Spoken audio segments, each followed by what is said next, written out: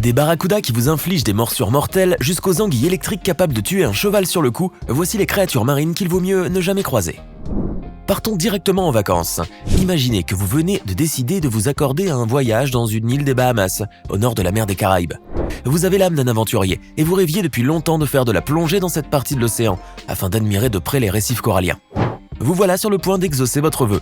Vous êtes enthousiaste et impatient et la peur des requins ne vous atteint pas. Le seul inconvénient, en revanche, c'est que la mer est trouble et n'a pas la teinte de la turquoise que vous imaginiez. Vous plongez tout de même, et quelques moments plus tard, malgré la limpidité partielle de l'eau, vous parvenez à discerner et à contempler les merveilleuses barrières de corail. Cependant, vous avez l'impression d'être suivi et observé, et vous tâchez de rendre vos mouvements plus discrets. Vous l'ignorez, mais bien d'autres comme vous ont ressenti ce malaise dans les eaux troubles des Caraïbes. C'est à cause d'un prédateur, pas le requin mais le barracuda qui effraie tant de plongeurs. Ce sont des poissons carnivores malins et agressifs à qui rien n'échappe et qui attaquent plus souvent dans les eaux troubles. Si vous ne les voyez pas, eux vous observent. Le plus sûr moyen de les provoquer, c'est d'attirer l'attention sur vous en portant des objets brillants, en étant blessé ou en faisant trop de mouvements. Vous risqueriez d'être attaqué et la morsure du barracuda inflige des blessures profondes et potentiellement mortelles. Par chance, rien ne vous est arrivé. Vous négligiez la menace, mais ce ne sera plus le cas dorénavant. Si vous projetez de faire à nouveau de la plongée, vous éviteriez surtout les eaux troubles. En 1880, le géographe et naturaliste allemand Alexander von Humboldt entreprit une exploration des eaux douces en Amérique du Sud. Son but était d'étudier de près un poisson aux propriétés fascinantes et qui inspirait une crainte générale dans la population locale, les anguilles électriques. Le naturaliste désirait, dans une autre mesure, établir précisément le lien qui unissait le fonctionnement du corps vivant et l'électricité. Accompagné de ses assistants, von Humboldt se rendit donc en Amazonie et la première chose qu'il frappa fut la peur que ces anguilles suscitaient chez les locaux. Il la trouvait d'autant plus exagérée qu'aucun habitant de la région ne daignait lui apporter de l'aide dans ses recherches et lui indiquer la place où il avait le plus de chances d'en trouver. Mais il parvint à convaincre un guide et les expéditeurs, montés sur des chevaux, se dirigèrent vers une rivière. Le dénouement de cette recherche fut favorable. Dans le récit qu'il fit de cette exploration, on apprend que le savant allemand a réussi à capturer en peu de temps 5 grandes anguilles qu'il a étudiées pendant de longues heures. Cependant, la capture ne fut pas une mince affaire. En effet, le guide local, qui avait trop peur de ces anguilles, avait jugé plus prudent d'envoyer d'abord les chevaux et les mulets dans l'eau. Aussitôt, les anguilles électriques affluèrent et se frottèrent au ventre des bêtes qui se débattaient en vain. En 5 minutes, les chevaux se noyèrent. Mais von Humboldt, loin d'être impressionné, prit les choses en main et captura les anguilles fatiguées de leur combat.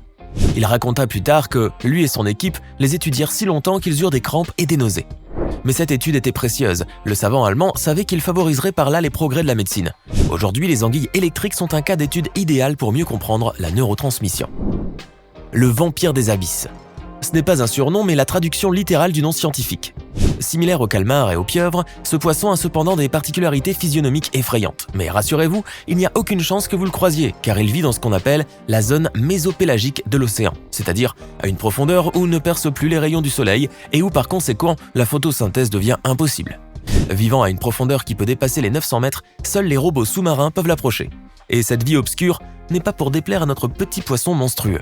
Pour vivre dans ces conditions extrêmes, la nature l'a pourvu d'organes produisant de la lumière, et pour dérouter les rares prédateurs qui s'attaquent à lui, il peut émettre à répétition des flashs lumineux et éjecter un nuage de mucus collant.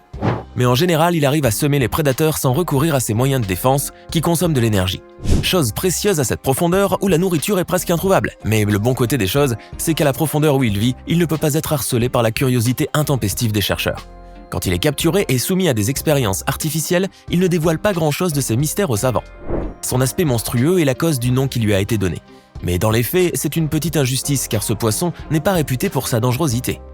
Cependant, son caractère étrange lui vaut une petite popularité et il existe aussi beaucoup de documentaires sur ce poisson aussi hideux qu'inoffensif. La singularité du poisson globe ou fugu est de pouvoir se gonfler lorsqu'il se sent menacé. Surnommé le cochon des rivières, sa chair est très prisée au Japon et dans d'autres pays. Cependant, il n'est pas donné à tous les restaurateurs d'en proposer dans leurs plats. En effet, les cuisiniers qui souhaitent préparer un plat contenant ce poisson doivent auparavant recevoir une formation spéciale. Au bout de cette formation, les restaurateurs reçoivent une licence accréditée par l'État. Cette condition, qui peut surprendre, s'explique aisément par la haute toxicité du poisson globe. Plus précisément, ce poisson ne produit pas lui-même le poison. En revanche, il se nourrit d'algues vénéneuses, et la toxine qu'il ingère n'est pas digérée, mais emmagasinée dans son foie. Tout l'art du restaurateur consiste donc à séparer délicatement les parties saines des parties toxiques du fugu, sous peine d'empoisonner le consommateur. Une fois le diplôme obtenu, le restaurateur peut jouir du privilège de servir ce plat apparemment délicieux. Cependant, il n'a pas le droit à l'erreur, et il lui faut être précis comme un chirurgien. Les accidents sont dus surtout à l'ignorance des dangers. De nombreux pêcheurs non avertis ont le malheur de déguster ce poisson mortel. D'ailleurs, on compte de nombreux empoisonnements au fugu dans plusieurs pays. Si les chiffres sont loin d'être exacts, les décès dus à la mauvaise découpe de ce poisson n'en sont pas moins réels. À plusieurs reprises, il y a quelques siècles, le Japon a interdit la consommation du fugu. Et une loi actuelle défend à l'empereur du Japon de manger ce poisson. Il existe encore d'autres espèces de poissons responsables d'intoxication s'ils sont mal préparés, et cette forme d'empoisonnement a un nom bien précis, tétrodotoxisme. Découverte en 1909, cette toxine est présente dans les ovaires et dans le foie du poisson globe. Si vous mangez du fugu mal préparé, vous ressentirez les symptômes de l'intoxication environ 3 heures après votre repas. Vous aurez la nausée, des engourdissements et des picotements au niveau de la bouche et de la langue. Quelques moments après, vous aurez de plus en plus de mal à opérer des mouvements simples. Votre motricité est altérée et vos muscles sont partiellement paralysés. Cette paralysie va ensuite affecter votre système respiratoire, c'est la phase ultime. Sans prise en charge, vous mourrez probablement d'asphyxie. À titre d'anecdote, un acteur japonais célèbre, Bando Mitsugoro 8, avait soutenu en 1930 qu'il était assez fort pour résister au poison du fugu. Dans un prestigieux restaurant, il commanda, tenez-vous bien, 4 portions du foie de l'animal. Que lui est-il arrivé d'après vous? Eh bien, il mourut après 7 heures de convulsions et de paralysie. Si vous êtes un surfeur et que vous pratiquez votre loisir dans certaines zones, notamment dans l'océan Indien occidental ou dans le sud-est asiatique, l'une des pires choses qui pourrait vous arriver serait de vous faire mordre par un serpent marin à bec. En général, pour peu que vous soyez au courant du danger qu'il représente, vous désirez surtout ne pas en voir. Mais si l'on suppose que vous n'êtes pas assez averti des risques, vous pourriez les trouver inoffensifs ou les confondre avec des murènes ou des anguilles. Le fait est que les serpents de mer sont discrets, mais ils sont aussi réputés pour leur agressivité. Et leur morsure est d'autant plus dangereuse qu'elle est indolore et imperceptible. Vous pourriez être mordu à la cheville sans vous en apercevoir et sortir de l'eau tout content de bien vous être amusé. Mais entre-temps, le venin se sera diffusé et 30 minutes après la morsure, les premiers symptômes de l'envenimation apparaissent. Si vous n'êtes pas traité, les neurotoxines causeront très rapidement une paralysie musculaire et un arrêt respiratoire.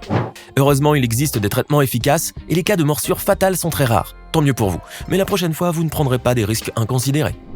Amatrice de plongée, une Australienne de 29 ans a vécu une expérience douloureuse pour avoir négligé le danger que représentent les baleines.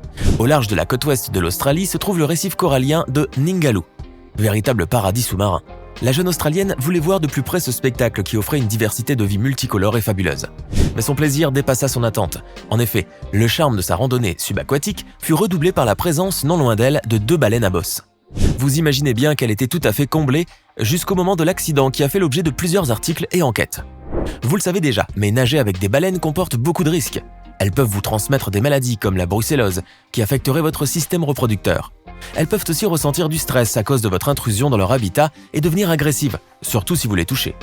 Dans ces moments, mieux vaut garder ses distances car une baleine agitée peut vous écraser mortellement. Notre jeune Australienne a failli perdre la vie pour cette raison. Plus précisément, elle s'est trouvée piégée entre 2 baleines. Trop confiante, elle n'a pas songé à s'en éloigner. Le résultat fut dramatique. Elle fut grièvement blessée et souffrait d'une hémorragie interne. Mais par chance, elle a pu être sauvée. Ce n'est pas un hasard si les conseils sécuritaires sont aussi stricts en Australie relativement à la baignade avec les baleines.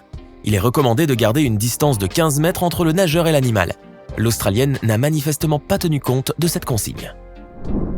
2 Australiens, un père et son fils passionnés de pêche, s'en allèrent un jour au large de Bunbury pour pratiquer leur activité favorite. La mer était calme et le jour radieux. Pendant qu'ils naviguaient, ils aperçurent au loin une forme étrange et imposante à la surface de l'eau. À la distance où ils se trouvaient, il leur était difficile de déterminer ce que pouvait bien être cette masse. Celle-ci était grande, sphérique, rosâtre et luisante, et les 2 pêcheurs ne purent réprimer leur désir de s'en approcher. Alors qu'ils se dirigeaient vers le mystérieux corps flottant, le père remarqua la présence de requins blancs autour de l'embarcation. Mais ni lui ni son fils ne se sentaient pour l'instant menacés. Leur expérience et leur fréquente virée maritime les avaient habitués à ce voisinage inquiétant et d'ailleurs, ce qui leur importait maintenant, c'était de savoir ce qu'était cet objet. Plus ils s'en approchaient et plus ils croyaient deviner que c'était une montgolfière abandonnée. Mais l'odeur pestilentielle qui régnait à proximité de l'objet leur révéla la nature de celui-ci. C'était une carcasse de baleine franche australe, ce qui justifiait l'affluence des requins plus nombreux qu'à l'accoutumée. Quant à la grosseur de l'animal, les 2 pêcheurs savaient très bien qu'elle était due à la décomposition des organes et par le travail des bactéries qui libéraient en se nourrissant des tissus internes le gaz à l'origine de ce gonflement toujours spectaculaire. À présent, le père et le fils distinguaient nettement la carcasse. Elle était striée de nervures et sa chair était très étirée, ce qui les a inquiétés. Car ils savaient qu'il était dangereux de trop s'approcher d'une baleine gonflée. Ce n'est pas un hasard si les autorités australiennes établissent un périmètre de sécurité quand les baleines échouent sur les plages. La raison est qu'elles peuvent exploser sous la pression du gaz accumulé à l'intérieur. Alors mieux vaut ne pas admirer de trop près ces bêtes colossales alors qu'elles sont inertes sur le sable. Pour nos 2 pêcheurs, il n'était que trop évident que la partie de pêche devait être ajournée. Toutefois, cette aventure leur valut d'être, pendant quelques jours, le centre de l'attention locale. Et ils relatèrent à la presse les circonstances de cette trouvaille. Le père a déclaré qu'il n'avait jamais vu de si près ce phénomène fascinant. Ainsi se termine notre tour d'horizon sur les créatures marines dangereuses. N'hésitez pas à laisser votre avis dans les commentaires et dites-nous lequel de ces poissons vous ne voudriez jamais voir de près.